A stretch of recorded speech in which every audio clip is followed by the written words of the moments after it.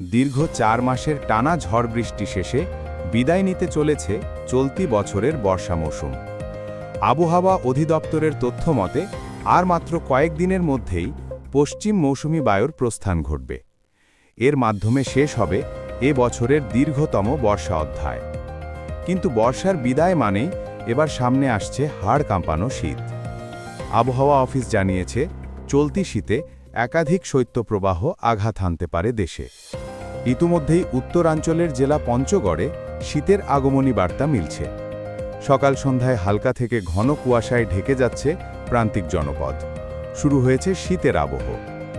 ৩ মাসের দীর্ঘমেয়াদী পূর্বাভাস অনুযায়ী অক্টোবর মাসেই বঙ্গোপসাগরে ৩ থেকে ৬টি লঘুচাপ তৈরি হতে পারে।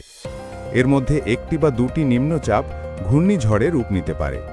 এ সময় সারা দেশে মাঝারি থেকে তীব্র বজ্রবৃষ্টির আশঙ্কাও রয়েছে। আবহাওয়াবিদরা বলছেন, অক্টোবরের শেষ ভাগে দক্ষিণ পশ্চিম মৌসুমি বায়ু পুরোপুরি বিদায় নিলে শীতের আমেজ আরও বেড়ে যাবে। ডিসেম্বর মাসে উত্তর ও মধ্যাঞ্চলে ১ থেকে ২টি শৈত্যপ্রবাহ বয়ে যাওয়ার সম্ভাবনা রয়েছে। পাশাপাশি নদ নদীর অববাহিকা সহ বিভিন্ন অঞ্চলে রাত থেকে সকাল পর্যন্ত ঘন কুয়াশা পড়বে।